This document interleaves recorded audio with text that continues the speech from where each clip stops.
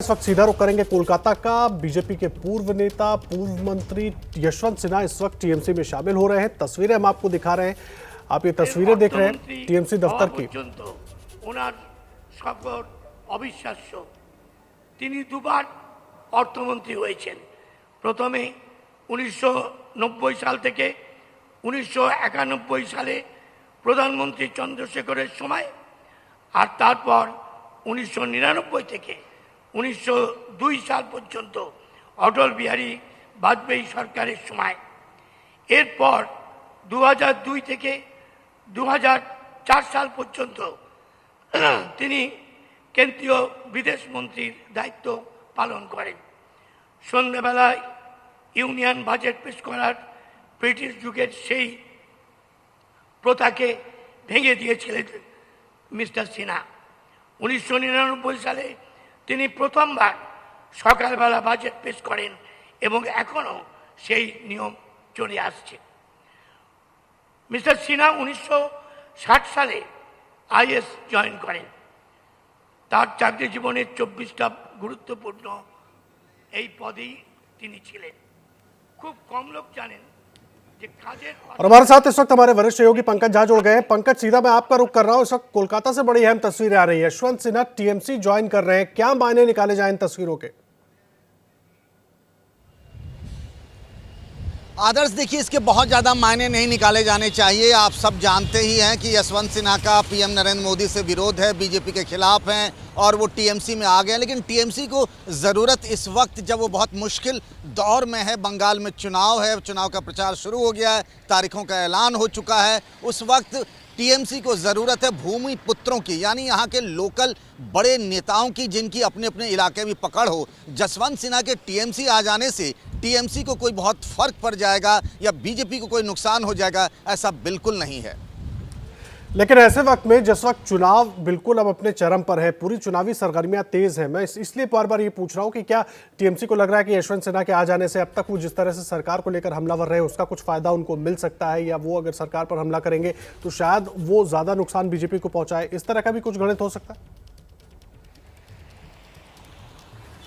देखिए, मुझे नहीं लगता है। यशवंत सिन्हा लगातार सरकार के खिलाफ बोलते रहे हैं, सरकार पर हमले करते रहे हैं। अब अगर वो टीएमसी में ज्वाइन करके टीएमसी के नेता बनकर अगर मोदी सरकार पर या बीजेपी पर हमले करते हैं तो कोई बहुत ज़्यादा नैरेटिव बदलने वाला नहीं है। अभी जो बंगाल के परिदृश्य में हम यशवंत सिन्हा की टीएमसी के नेता बनने की बात करें तो इसका कोई असर नहीं पड़ने वाला है चुनाव पर, चुनाव प्रचार पर। इसका बहुत फ़ायदा टीएमसी को नहीं दिख रहा है, ना ही नुकसान बीजेपी को दिख रहा। हाँ, एक अच्छा नेता बोलने वाला उनके पास आ गया है जो प्रेस कॉन्फ्रेंस कर सकता है, अच्छे साउंड बाइट्स दे सकता है टीवी चैनलों के लिए। इससे बहुत अधिक ज़्यादा कोई बात नहीं बन सकती है। एक और चर्चा सामने आ रही है कि दिनेश त्रिवेदी के इस्तीफे के बाद से जो सीट खाली हुई है, यशवंत सिन्हा को भेजा जा सकता है राज्यसभा। क्या राज्यसभा के लिए भी ये तैयारी हो सकती है या कुछ और?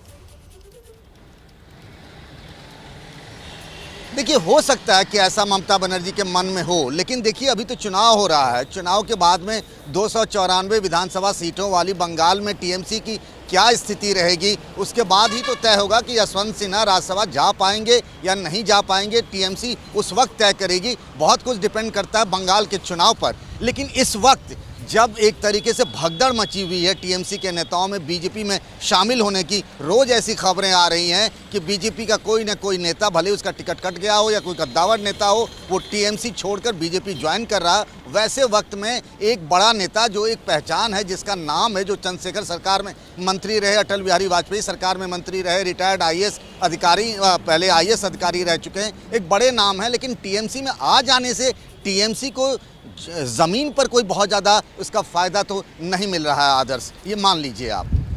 ठीक है पंकज, लेकिन एक बात मुझे बताइए, इस तस्वीर को थोड़ा सा हमारे दर्शकों को समझाइए कि आखिर ऐसी स्थिति, एक नेता जो बीजेपी में अटल बिहारी वाजपेयी की सरकार में जिन्होंने बड़े बड़े पोर्टफोलियो संभाले और जो बीजेपी के लिए एक बड़ा एसेट भी हो सकते थे, अब ये तस्वीर हम देख रहे हैं कि आज वो टीएमसी में शामिल हो रहे हैं, मतलब क्या मायने निकाले बीजेपी के लिहाज से भी, यशवंत सिन्हा के लिहाज से भी? देखिए, लंबे अरसे से नाराज चल रहे हैं यशवंत सिन्हा। उनके बेटे जयंत सिन्हा बीजेपी के सांसद हैं, लेकिन यशवंत सिन्हा की जो नई बीजेपी है नरेंद्र मोदी और अमित शाह वाली, उनसे उनकी नहीं बनी और लगातार किसी न किसी मुद्दे पर बीजेपी की आर्थिक नीतियों से लेकर के उसकी जो एक्सटर्नल अफेयर्स की पॉलिसीज है उसकी वो खिलाफत करते रहे। अब अगर वो अभी तक इंडिपेंडेंट थे और अब आकर के वो टीएमसी ज्वाइन कर लेते हैं, टीएमसी के नेता बन जाते हैं, फिर भी तो उनका रुख वही रहेगा, मोदी सरकार की आलोचना करेंगे, बीजेपी की आलोचना करेंगे बतौर टीएमसी नेता। बहुत ज़्यादा फर्क नहीं पड़ता। ये है कि आज एक राष्ट्रीय स्तर पंकज हमारे सहयोगी पूरी जानकारी दे रहे थे। जिस तरह से पंकज बता रहे थे कि यशवंत सिन्हा हालांकि दिग्गज नेता रहे हैं बीजेपी के कई तमाम, पंकज का एक बार रुख कर लेते हैं। जी पंकज। मैं ये कह रहा था कि उनके आ जाने से ना टीएमसी के वोटों में कोई इजाफा नहीं हो जाएगा, ग्राउंड पर कोई परिवर्तन नहीं हो रहा है, कोई फर्क नहीं पड़ रहा है, सिर्फ एक बड़ा चेहरा टीएमसी को मिल रहा है, बस इतना ही बुनियादी फर्क है। जी अहम बात आप कह रहे हैं, लेकिन मैं बीजेपी के लिहाज से भी समझना चाह रहा हूं पंकज कि भारतीय जनता पार्टी जिसमें तमाम नेता लंबे वक्त से जुड़े रहे, साथ में रहे। एक मिनट में आ रहा हूं पंकज आपके पास। ये इस वक्त तस्वीरें दिखा रहे हैं, ये यशवंत सिन्हा की तस्वीरें आप देख रहे हैं, डेरेक ओब्रायन को भी आप देख रहे हैं, वहां पर मौजूद हैं इस वक्त प्रेस कॉन्फ्रेंस में, और टीएमसी का झंडा उन्हें थमाकर बीजेपी में शामिल करवाया जा रहा है। ये बड़ी तस्वीर आज की। हालांकि पंकज झा हमारे वरिष्ठ सहयोगी लगातार इस पर पूरी जानकारी दे रहे हैं, इसके मायने क्या निकाले जा सकते हैं, किस तरीके से पश्चिम बंगाल की राजनीति में ये बदलाव कितना असरदार होगा, वो तमाम चीजें पंकज ने बताई हैं। लेकिन इस वक्त की अहम तस्वीर आप देख रहे हैं।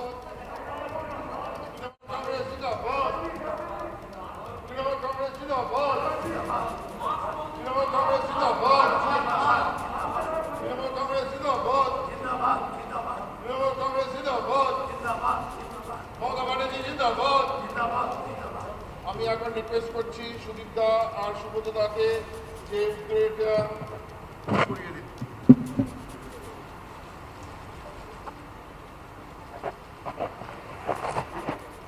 अभी मैं गुजारिश करूंगा जसवंत सिन्हा जी से कि आप लोगों के सामने दो शब्द कहें।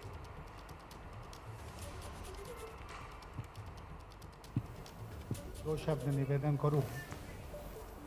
मैं एक सुखद समाचार आप लोगों को देना चाहता हूं, ये जो ज्वाइनिंग है उसके अलावा, और वो ये है कि आज डेरेक ओबेरॉय जी का जन्मदिन है और उनका 60वां जन्मदिन है, जो बहुत ही विशेष है।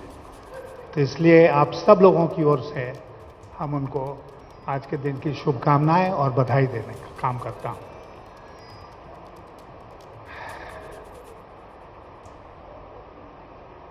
आपको ये जो आज की घटना है उसके बारे में शायद आश्चर्य हो रहा होगा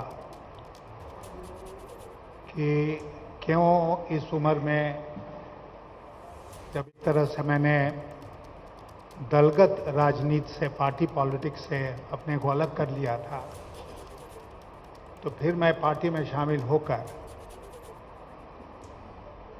क्यों एक्टिव हो रहा हूं। तो मैं आपसे कहना चाहूंगा कि देश जो है वो एक बहुत अद्भुत परिस्थिति से आज के दिन गुजर रहा है। बहुत अद्भुत परिस्थिति इसलिए है कि अभी तक जिन वैल्यूज को, जिन मूल्यों को हम बहुत महत्व देते थे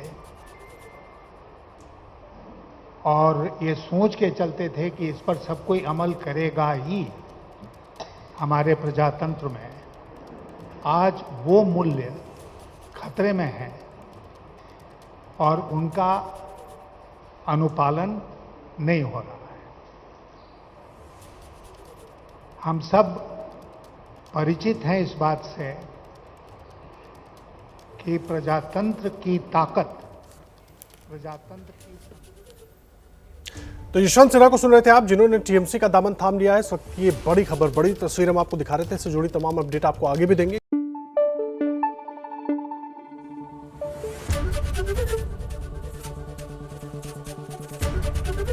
एबीपी न्यूज आपको रखे आगे।